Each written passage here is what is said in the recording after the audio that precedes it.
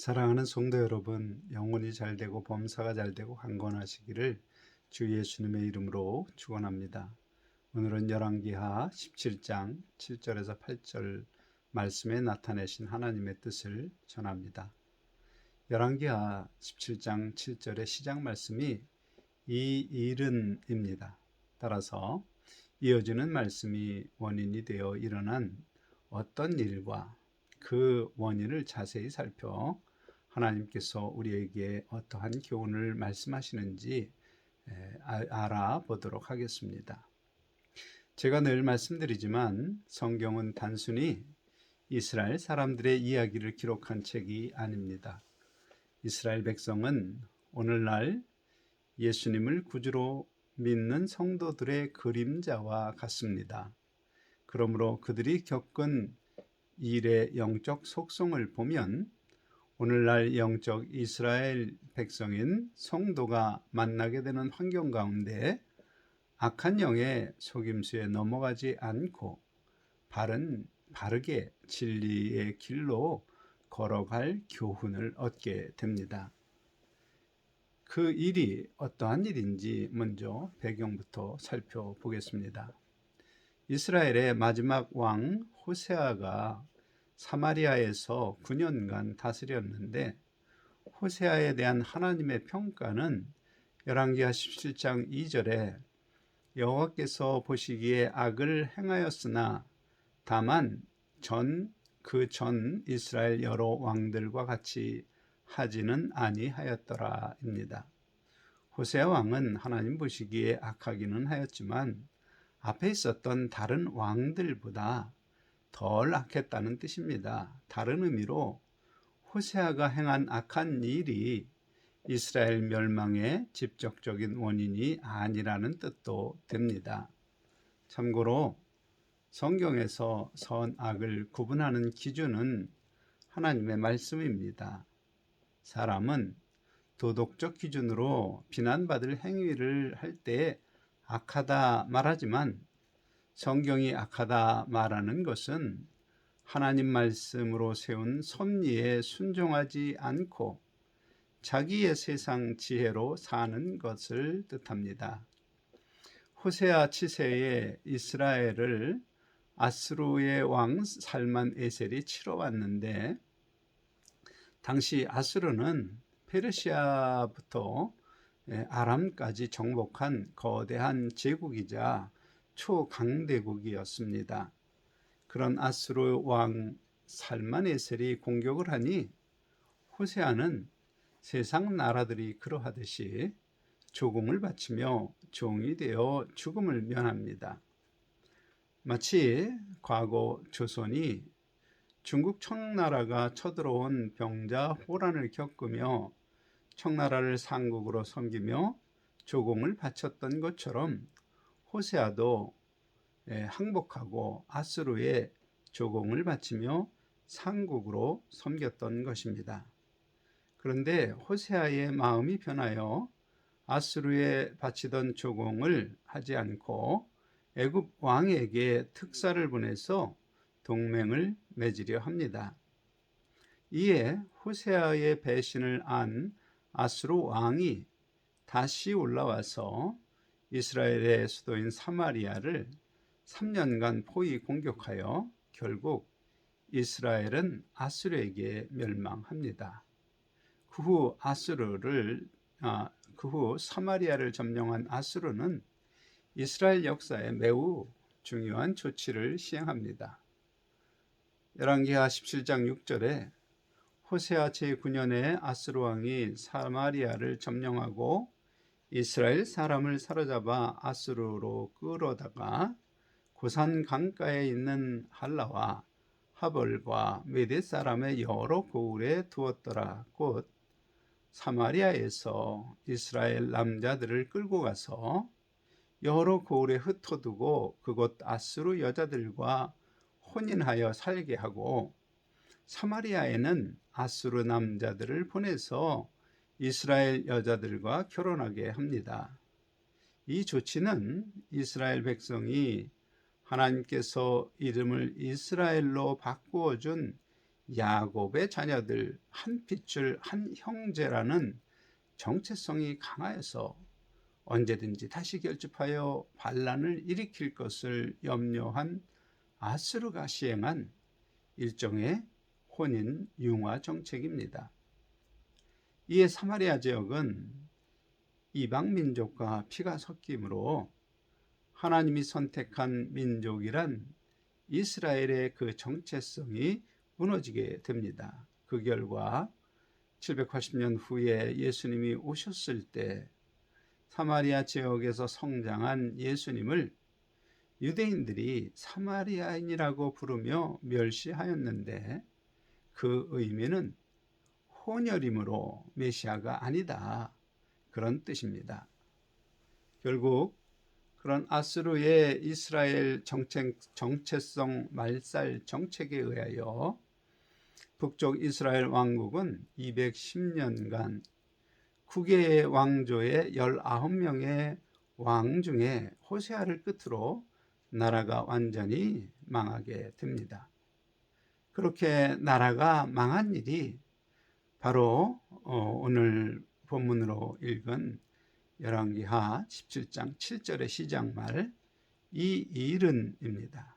그러므로 이어지는 말씀, 이스라엘 자손이 자기를 애굽 땅에서 인도하여 내사 애굽 왕 바로의 손에서 벗어나게 하신 그 하나님 여호와께 죄를 범하고 또 다른 신들을 경외하며 여호와께서 이스라엘 자손 앞에서 쫓아내신 이방 사람들의 규례와 이스라엘 여러 왕들이 세운 율례를 행하였음이라.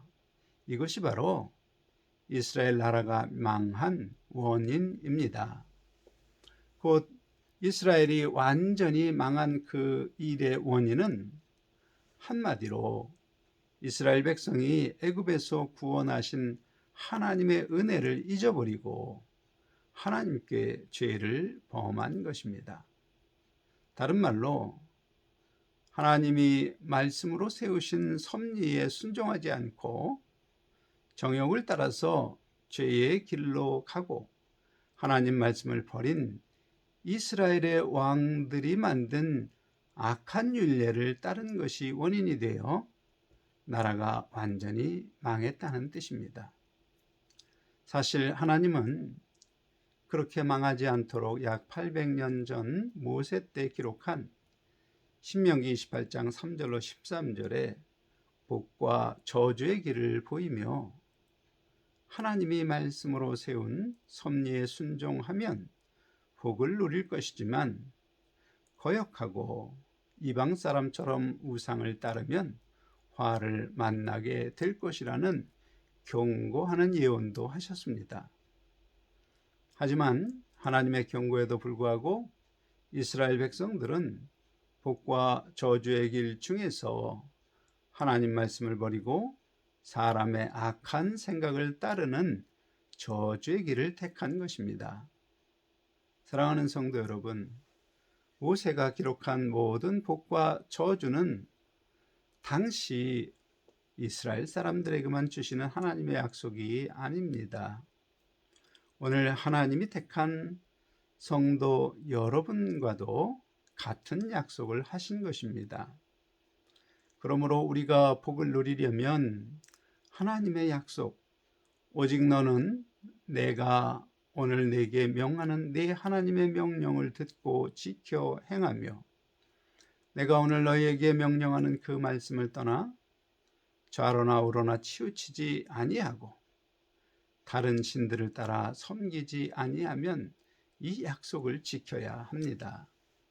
현대적으로 풀어 설명하면 자기의 유익을 따라 사는 세상 사람처럼 자기에게 유리하다고 판단하면 거짓과 기만과 위선 등등 그런 하나님이 하지 말라 한 행동을 서슴없이 하던 자기 중심적 가치관을 버리고 하나님 말씀 중심의 가치관으로 가령 내가 대접받고 싶은 대로 먼저 대접하라는 그런 말씀을 따라서 사는 것이 약속하신 복을 누리는 길입니다. 그런데 이스라엘 백성은 첫 번째 왕 여로보암부터 마지막 왕 호세아까지 210년간 국의 왕조 19명의 왕들과 백성들은 모두 어떻게 행하였는지 열왕기하 17장 9절로 12절의 말씀에서 보여줍니다. 이스라엘의 자손이 점차로 불의를 행하여 그 하나님 여호와를 배역하여 모든 성읍이 망대로부터 견고한 성읍에 이르도록 산당을 세우고 모든 산 위에 모든 푸른 나무 아래에 목상과 아세라상을 세우고 또 여호와께서 그들 앞에서 물리치신 이방 사람과 같이 그곳 모든 산당에서 분향하며 또 악을 행하여 여호와를 경노하게 하였으며 또 우상을 섬겼으니 이것이 그들의 모습입니다.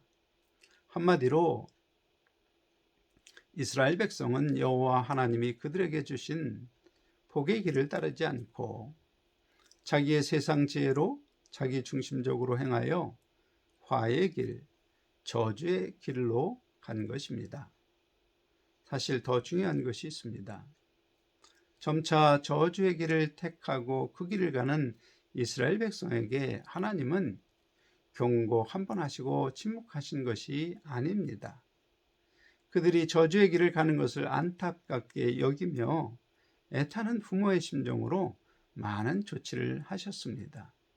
바로 열왕기 17장 13절에 여호와께서 각 선지자와 각 선견자를 통하여 이스라엘과 유다에게 지정하여 이르시기를 너희는 돌이켜 너희 악한 길에서 떠나 나의 명령과 율례를 지키되 내가 너희 조상들에게 명령하고 또 내 종 선지자들을 통하여 너희에게 전한 모든 율법대로 행하라.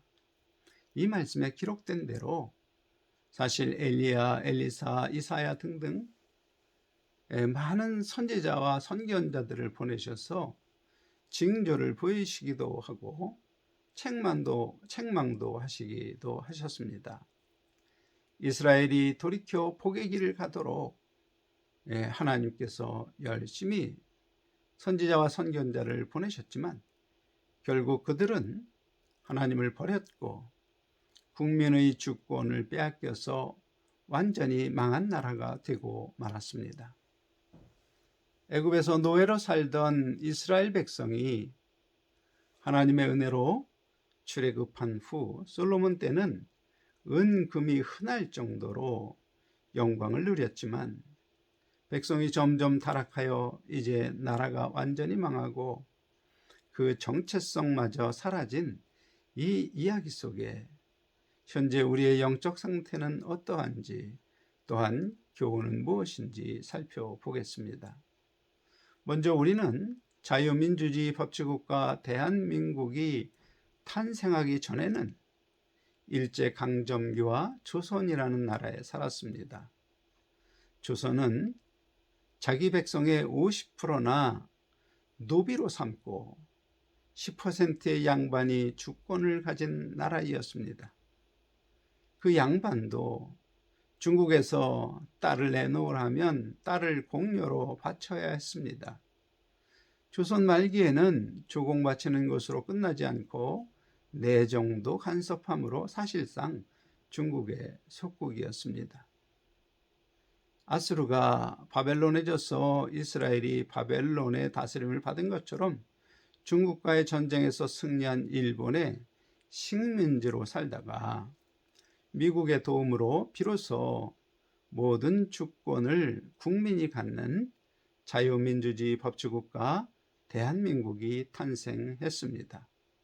놀라운 것은 탄생 당시 대한민국은 아프가니스탄과 같은 세계 최빈국이었지만 이제는 세계 10위권의 경제 대국, 당당한 선진국이 되었습니다.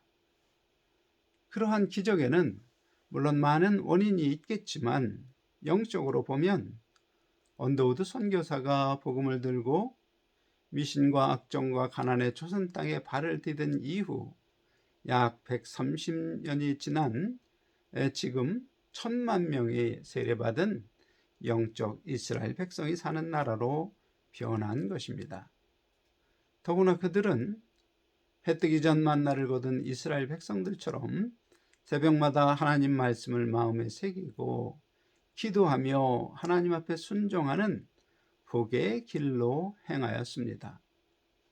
이러한 새벽 기도와 부흥은 전 세계 어디에서 없었던 기독교의 역사입니다. 이러한 부흥의 역사 속에 무엇이 바뀌었나요?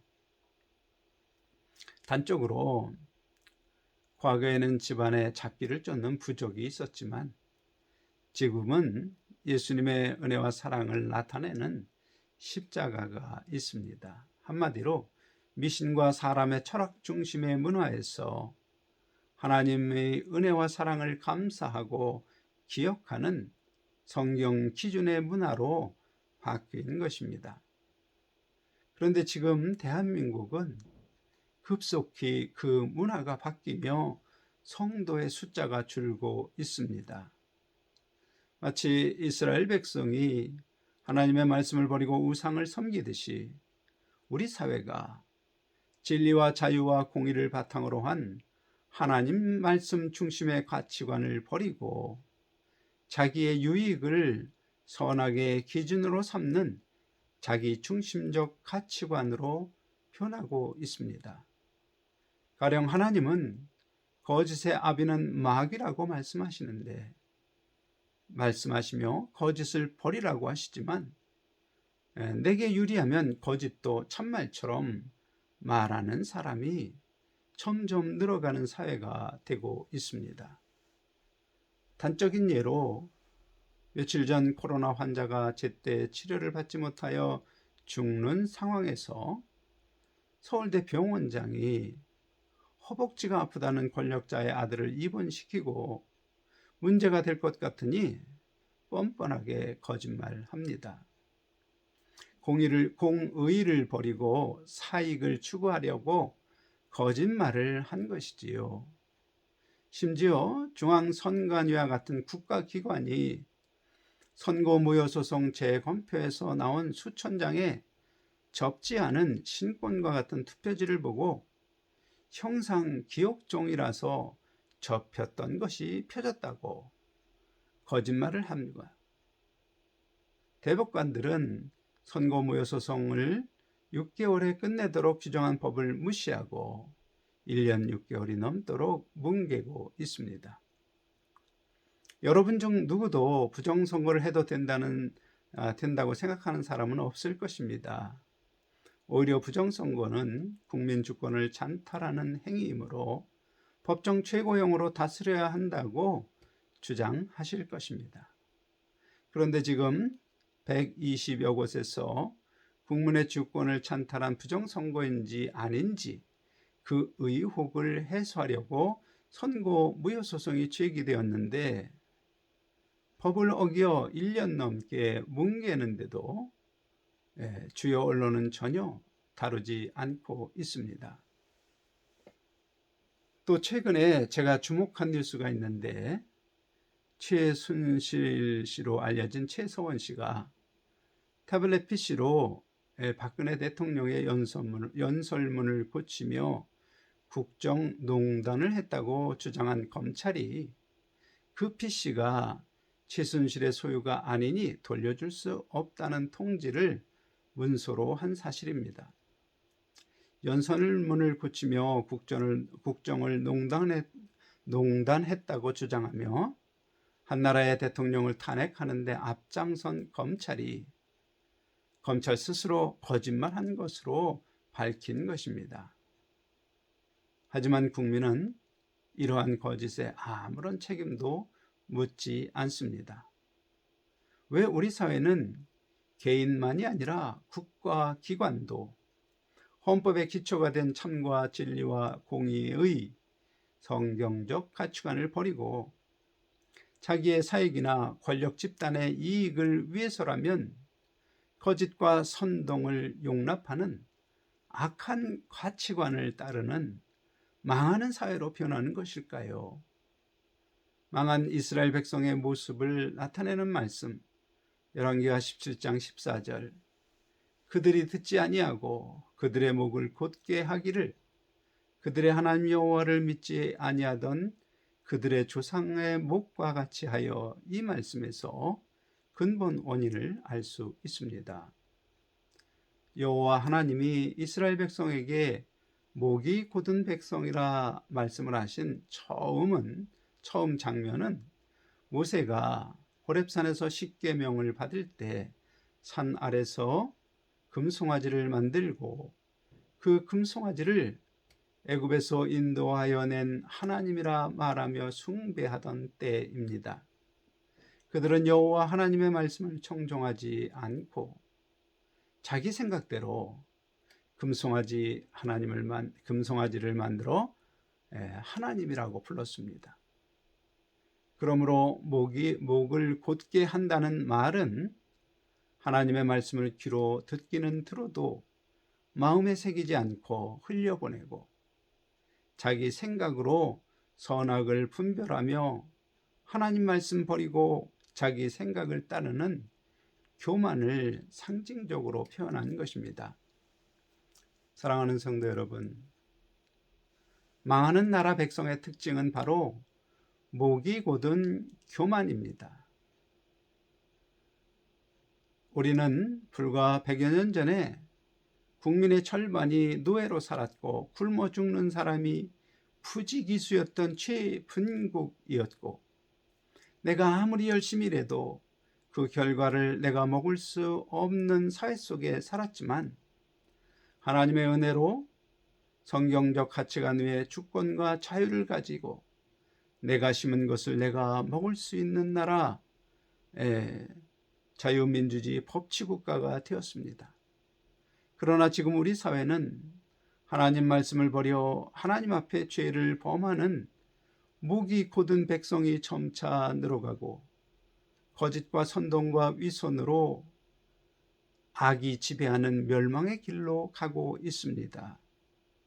스스로 의롭게 여기는 교만으로 하나님의 은혜를 잊은 것입니다. 세상의 지혜를 따라 돈, 우상을 쫓으며 나의 사익이 하나님 말씀보다 우선이 되어 자연스럽게 거짓말하며 하나님 말씀을 던져버린 사람들이 성도 중에도 얼마나 많은지 모릅니다. 사랑하는 성도 여러분, 이제 우리는 거짓의 아비 악한 마귀에게서 우리를 구원하시려고 이 땅에 오신 주 예수님을 기억하여야 하는 성탄절을 앞두고 있습니다. 또한 거짓을 허용하며 멸망하는 길로 가는 우리를 향하여 탄식하시는 하나님의 음성을 듣고 이제 나부터 하나님 말씀 중심의 가치관으로 자유와 진리 그리고 공의를 따라 내게 불이익이 오더라도 거짓은 절대 용납하지 않는 예수님의 참 제자가 될 때 우리는 자선만대가 복을 누리는 자유민주주의 법치국가 대한민국을 만들 수 있습니다.